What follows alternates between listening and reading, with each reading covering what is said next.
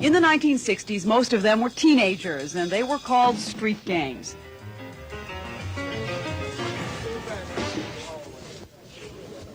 In the 1980s, many of those so-called gangs are now run by men in their 30s who are past the street gang stage.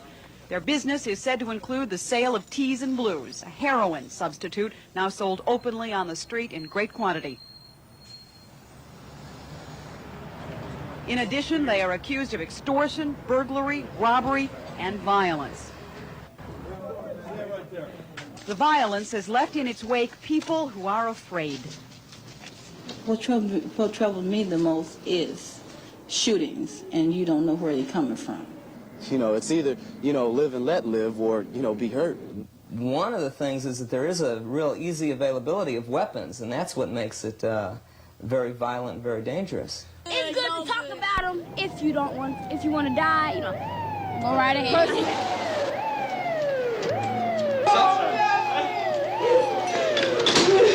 Police use words like organized, sophisticated. The new Chicago Mob is a new Center 5 special reported by Carol Marine. Who is this new so-called Chicago Mob? Well, according to police, the primary case in point is a group who in the 1960s was known as the Black Keystone Nation, who in the 1980s is known as El Rukn. According to police, it's a kind of crime syndicate. According to El Rukns, it's an Islamic religion. On Friday night, March the 6th, the generals and street soldiers of the El Rukn organization met at their temple on South Drexel. It was billed as a religious meeting. The leader of the religion, Jeff Fort, age 34, an ex-convict, and a man who shuns publicity. In the 60s, it was different. Fort was the leader then of the Black Keystone Nation. He was more visible, and he used his visibility and his influence to gain nearly $1 million in federal poverty program grants. By the end of the 60s, however, Fort was convicted of trying to defraud the government of that money. After 4 years in prison, Fort quietly returned to the street, the leader of the El Rukns. Winston Moore, former director, Cook County Jail. Back in the 60s, when the gangs, after Jeff went to jail, they ran the penitentiary system. As a result, the success they had in the penitentiary system, they brought back to the community. If they could, through fear and violence, control the penitentiaries, they can control the community. And that's what you're getting now. Since he's been out, to date, the most serious charge against Fort has been possession of marijuana, compelling him and his entourage to appear in court. Following that court date, some of his lieutenants had a run-in with police. Still, by and large, the El Rukns have kept a low and business-like profile, running a narcotics operation, according to police, and using the profits, allegedly, to buy property. That particular gang is into narcotics and into any other illegal activities for one purpose, to make money. They're looking to invest the profits of their illegal activities and therefore be able to handle and spend that money more easily than they can with the illegal proceeds that they're deriving from narcotics. That's pretty sophisticated, isn't it? Well, sure. Chicago police and federal investigators say they believe the El Rukns are doing what traditional organized crime has done, buying property and trying to shield its actual ownership, either by using phony corporations or putting the land in trust. The El Rukn Temple, for instance, is held by a now-defunct corporation called El Pyramid. And this apartment building on 6417 South Kenwood is held in a trust. A subpoena will be required to learn the ownership here, a subpoena federal investigators already have in the works. As for Jeff Fort himself, he does not do interviews. But in his defense, Fort's attorney William Swano says he knows of no illegal activities in which Fort or the El Rukns are engaged. He knows of no property that they own. Authorities say they believe the El Rukns have formed a mature criminal network. While that's important, what they say is just as important is that some of the other big gangs of the 60s seem to be following that same example, seem to be taking a page out of Jeff Fort's book. We'll have more on that as we continue.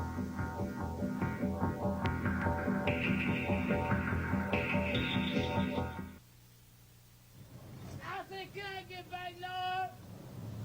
I said, Vice Lord! Saturday night, March the 7th, Chicago's West Side. 51 suspected vice lords are arrested after taking over a pinball parlor on North Cicero. Asked what they were doing there, they replied, Trying to protest for the kids on the ladder. That's what we doing. The kids that's getting killed on the ladder, we wearing black ribbons from. And they're gonna lock us up. That's what they're gonna do. Police doubt that, but say one thing they do not doubt is the fast and furious reemergence of the vice lords, who, like the El Rukins, according to authorities, have gone into the narcotics business, the sale of the heroin substitute Teas and Blues, and who also allegedly are into extortion, burglary, and prostitution. The gang you're referring to didn't exist 7 months ago. The leadership of that started this new gang is coming from people that have been released from the penal institution. We went from no members in this particular gang to hundreds of them in a matter of 6 months' time. As the El Rukins claim to be a religion, the vice lords appear to be following suit, and according to informed sources, are looking for a church to found on the west side. Meanwhile, a third 1960s vintage gang, like the El Rukins and the vice lords, seems to be developing religion. The Disciples now call themselves the Sons and Daughters of the Star, and according to business people on this block on the south side, are leasing a storefront at 6425 South Cottage Grove, paying $400 a month cash. The money, say authorities, comes from the sale of Teas and Blues, the heroin substitute, along with a variety of other crimes that include burglary and extortion.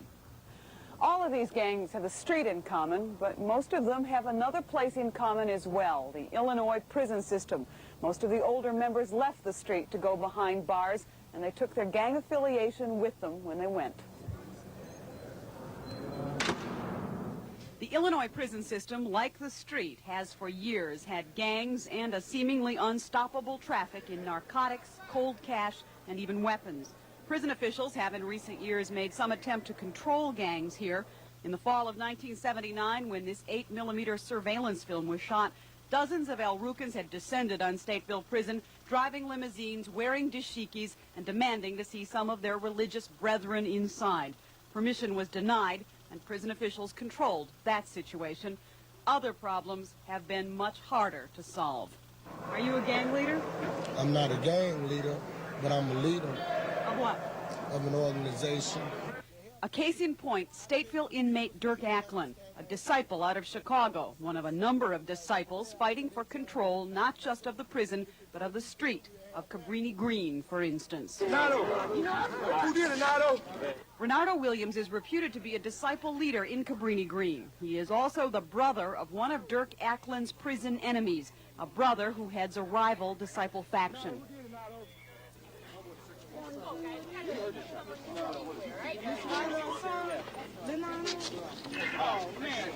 Prison officials believe the shooting of Renardo Williams in Cabrini Green 3 weeks ago very well could have been a hit ordered from prison by Acklin. A bloody connection between the prison and the street made bloodier because 1 week after Williams was shot, Acklin in prison was stabbed. The interaction between the gangs in the prison and the gangs on the street is not infrequently seen at the Cabrini Green Housing Project. Since January, it has become a virtual battleground. 36 wounded, 10 killed as of mid-March. And while police stress that all of that violence is not gang-related, they say at least a part of it is. And if there's one major gang to be zeroed in on here, it is the Disciples, the largest and the least organized of the re-emerging gangs of the 60s. It is a gang causing major problems both on the street and in the prisons. Recognizing that, for the first time, prison officials and Chicago police have come together to set up their own communications network. The gangs, after all, have theirs. I really don't, have a reason for not having done it before, but the timing seemed right now, and we've received excellent cooperation from the Chicago Police Department. And you'll continue working with Chicago Police? Absolutely. We have recently started a program again with the penal institutions.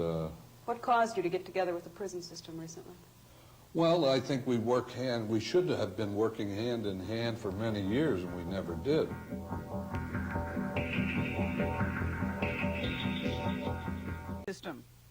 Some have a problem from ex-convicts. that was released on an early release program they had here around the last August. From that point on, we've been having much more problem we had prior to that time. Consider gang locations in the city. On the north side, this map shows the distribution of a variety of Latino gangs. White gangs, small in number, also on the north. Black gangs regrouping on the west and fighting for control in Cabrini Green. And on the south side, the more business-oriented, less openly violent black organizations. But wherever you go, there is above all else genuine, agonizing concern on the part of the people who live where the gangs live.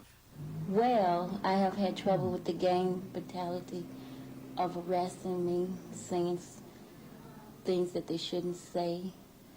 And also my retired brother, he has been arrested a couple times.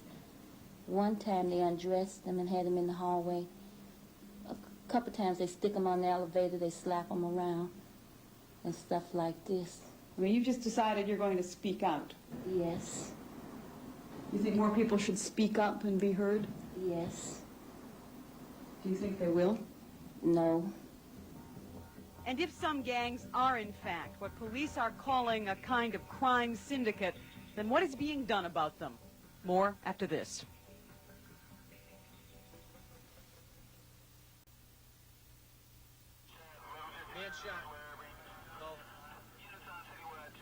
We're a long way off, but we're going to go on it.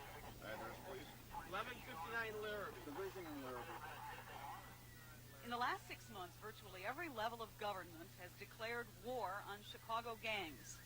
We are going to form a tactical unit specifically for the Cabrini Green area. Mayor Jane Byrne and Police Superintendent Richard Brezick announced a special roving gang force and a crackdown on violence at Cabrini Green. We are declaring an all-out war on gangs because they have declared a war on us. Cook County State's Attorney Richard Daley, who campaigned on a platform of getting the gangs, has created a new special gang prosecution unit. In the midst of the official declarations of a worsening gang problem, there are at least a few people who don't think the situation is worse. Serious, yes, but not necessarily worse. The BUILD program has, since 1969, worked with street gangs. Its director, Hank Bach.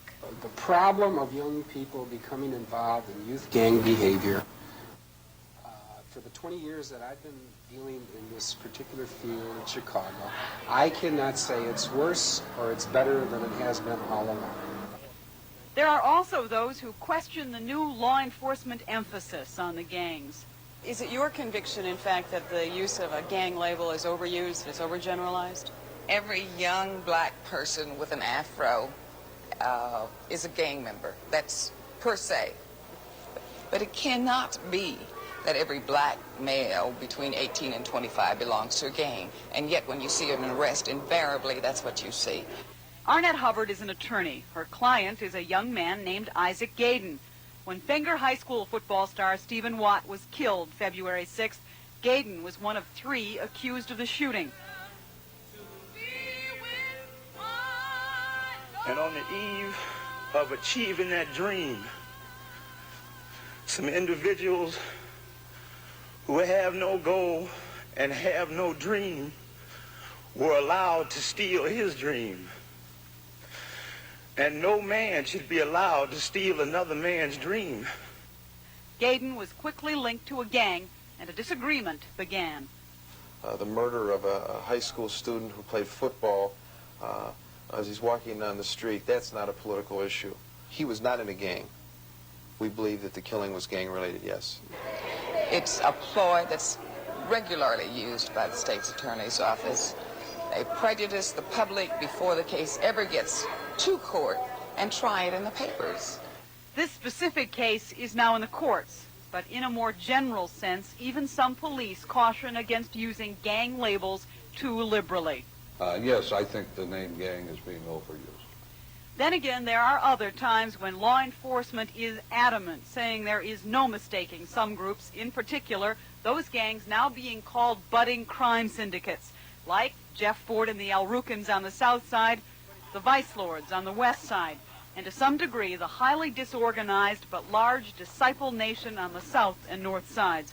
Not only are Chicago police and the Cook County State's Attorney directing more attention their way, so also is federal law enforcement. It is a serious problem today in this area. The Federal Drug Enforcement Administration, according to informed sources, has specifically targeted Jeff Fort and the El Rukins and their alleged connection to the lucrative narcotics business of selling the heroin substitute Teas and Blues. In concert with the DEA, the Internal Revenue Service reportedly wants to know more about the El Rukins' income, their big cars, their fur coats, and their property. By all accounts, it will be a several-year investigation of an organization that Jeff Fort has spent 5 years on the street already putting together. While federal and local law enforcement investigate, some lawmakers will try and legislate tougher statutes against gang intimidation of witnesses, statutes to help relocate victims and witnesses. But even State Representative John Cullerton of Chicago, who is proposing such measures, knows their limitations. Let's assume that you get everything you want passed. Is that going to solve the gang problem? Obviously not. I think that what we learned from these gang hearings is that the problem obviously has to do with education. It has to do with joblessness in the city of Chicago. And the current mood in the legislature certainly is not to throw money at these two problems. And finally, when more police, prosecution, and legislation have all been proposed, there is one remaining remedy. The one thing the gangs fear is a aroused community. We need help and assistance from everyone. A gang is only as bad as a community allows it to be. There needs to be people on the street in the community to deal with young people to supplement what's going on in the formal educational process. Are you one of those people who thinks there's a solution, or are you one of those people who thinks nothing can be done? I believe there's a solution and something must be done. In just another month, the U.S. Department of Justice is going to get the results of a study it commissioned, a study conducted by nationally known gang expert Dr. Walter Miller. And that study is going to tell the Justice Department two important things. One, that Chicago is the nation's second city in more than one sense, that it ranks second behind Los Angeles in the number of gang killings each year. Two, the Justice Department will be told that while some gangs trade in violence, there are others that have moved on to bigger, more businesslike pursuits. That there are some 1960s vintage black street gangs forming a new alternative to the traditionally white crime syndicate. That those 1960s black gangs have in fact formed a new Chicago mob.